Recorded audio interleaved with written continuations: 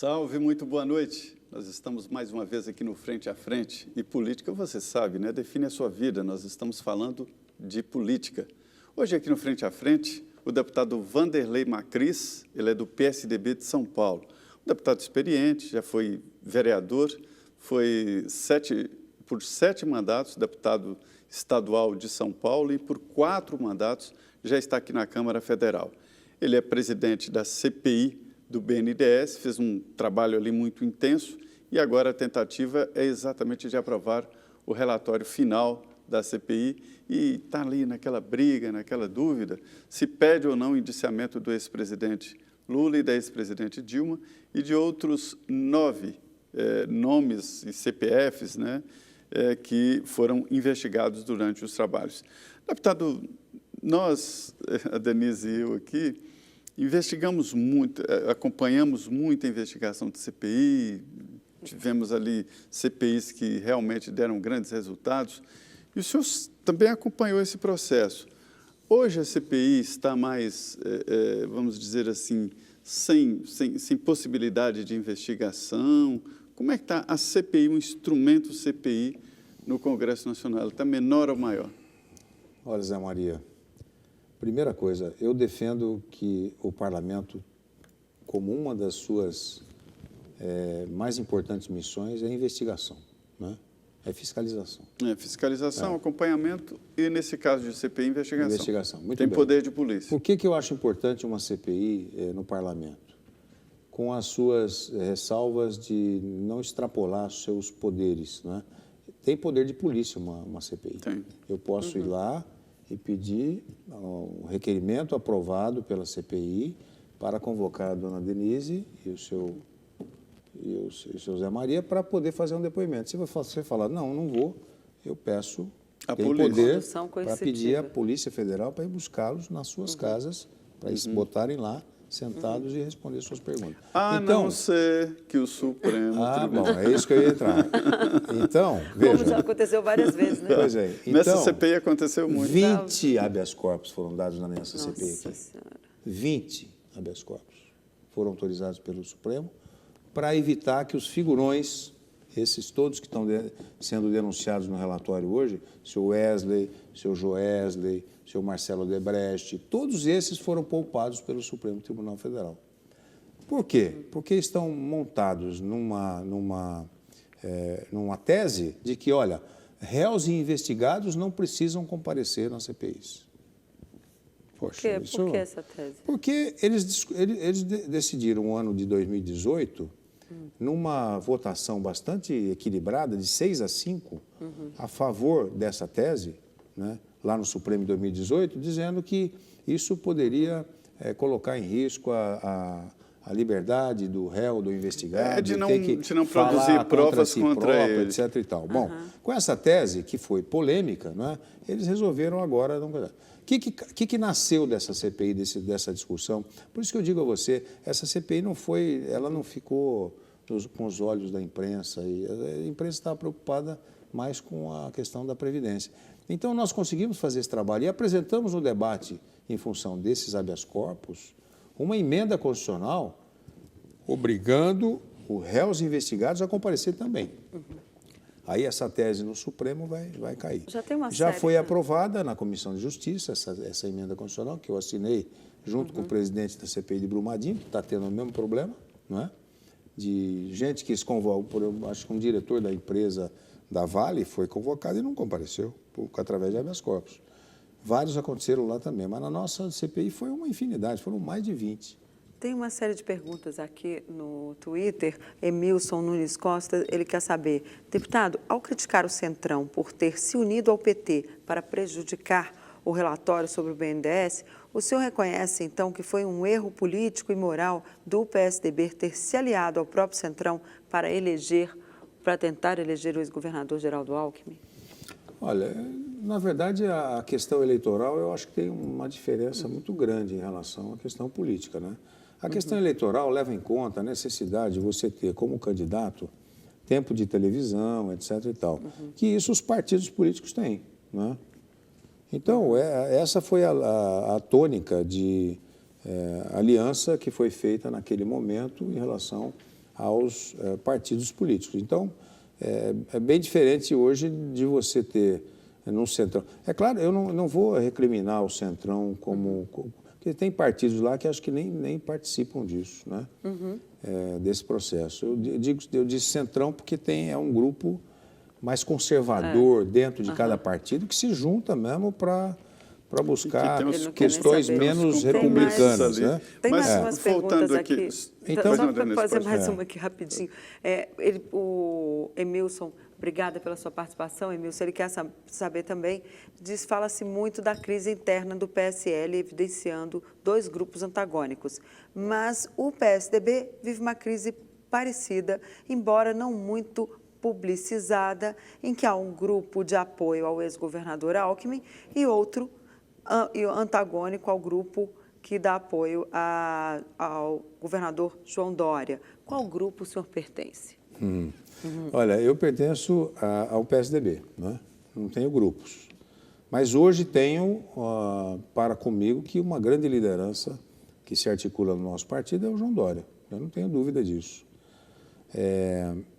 Por que isso acontece?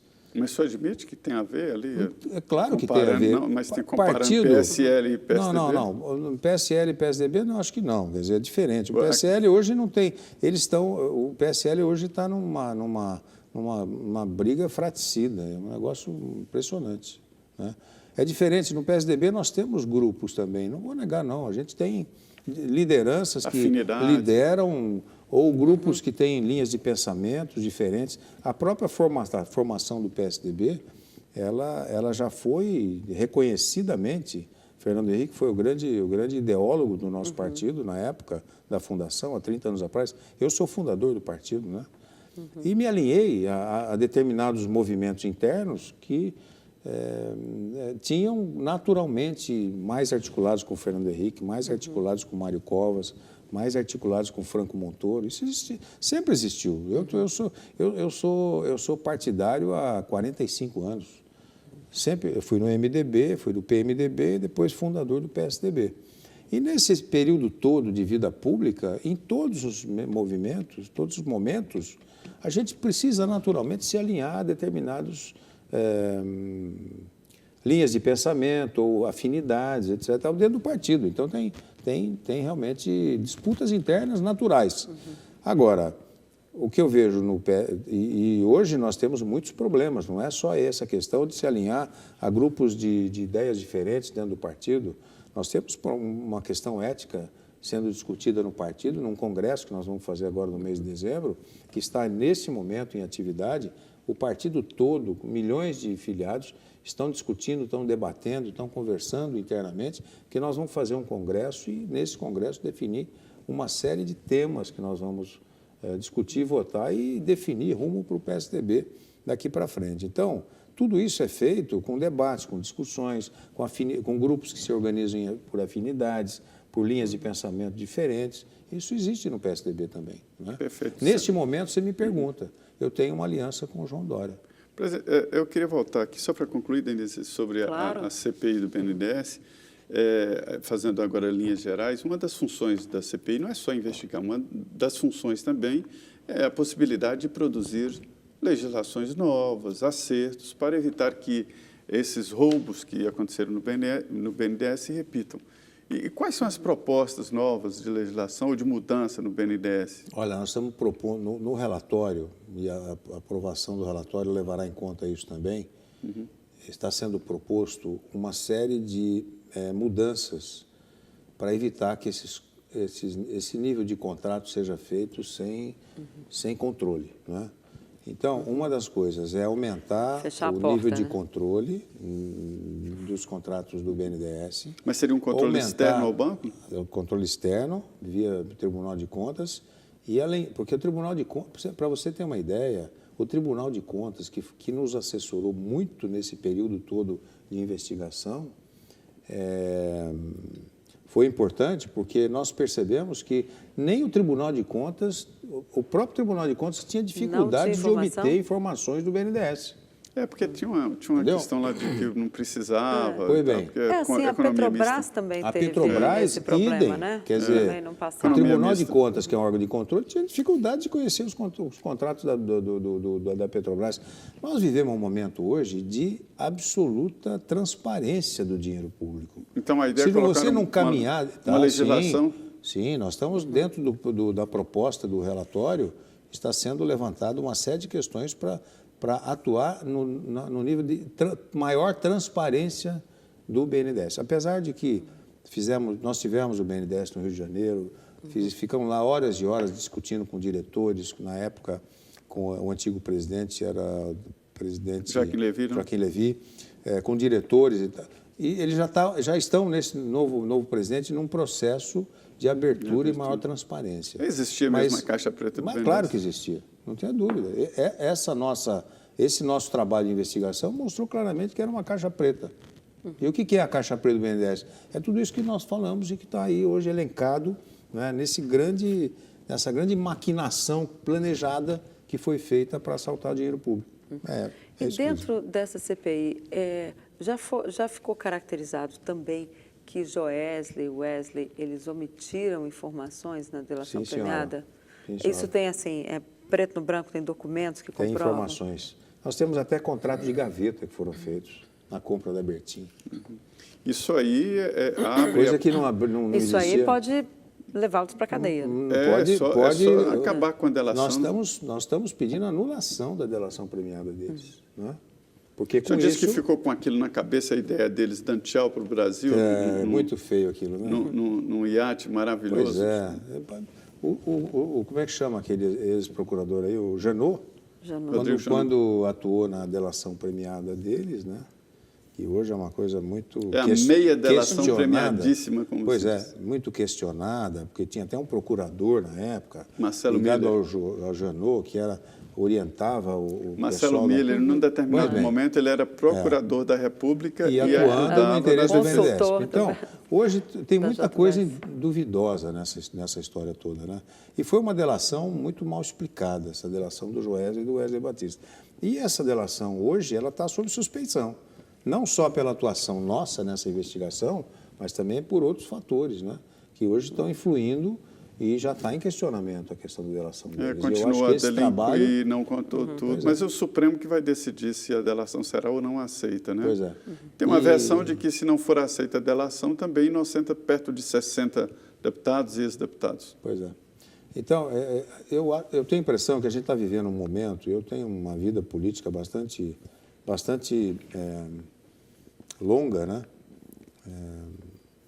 E essa minha vida política longa, ela me dá a segurança para dizer o seguinte: quem não se adaptar ao novo momento que o país vive vai ser atropelado pelos fatos, pelas circunstâncias. Eu tenho toda a entendeu? certeza disso. Então, essa política antiga... De tapinha nas Acabou costas, a como vai política, ser o acabou. pai, isso acabou. Isso Acabou tá a era ficando- dos conchavos? Acabou, está Você acha que acabando. acabou? É transparência hoje. O cidadão quer saber onde é que está o dinheiro que ele paga de imposto. Acabou, pronto. É dele esse dinheiro. Ele tem que saber onde é que vai. Não pode ter mais. Nós temos hoje na Câmara Federal um processo de transparência em andamento cada vez maior. Entendeu? Hoje o cidadão hoje é capaz de entrar pela internet dentro da Câmara Federal, vai lá no meu site, na minha coisa, e vai descobrir, vai saber onde é que eu estive ontem, se eu pus gasolina no carro ou não, se eu tive alguma alimentação, se tem uma nota fiscal lá, em que restaurante foi, o que foi que eu comi nesse restaurante. Por Hoje falar- a transparência tem que chegar nesse nível mesmo. Isso é obrigação do poder público. O dinheiro público tem que ser tratado dessa maneira. O cidadão tem direito de saber onde é que vai o dinheiro dele. Por falar em direitos do cidadão, aqui o Emilson quer saber também sobre a CPI das fake news. Ele disse, o senhor sensibiliza nessa CPI, o senhor vê nessa CPI, né, uma clara ameaça à liberdade de expressão e, ao mesmo tempo, querendo criminalizar a opinião de nós, cidadãos, nas redes sociais. Será uma ameaça à nossa liberdade se continuarmos a criticar políticos, jornalistas? Olha, eu acho que a liberdade nossa tem que ir até onde você interfere na liberdade do outro.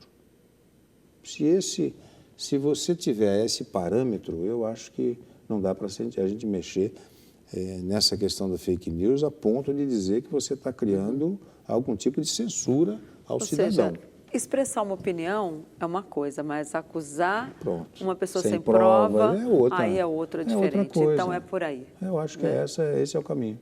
Então tá certo, nós vamos para mais um intervalo. Nós conversamos hoje com o deputado Vanderlei Macris, do PSDB de São Paulo, um deputado experiente que ainda tem muita coisa para dizer para você, para contar para a gente aqui no próximo bloco. Voltamos em 2 minutos.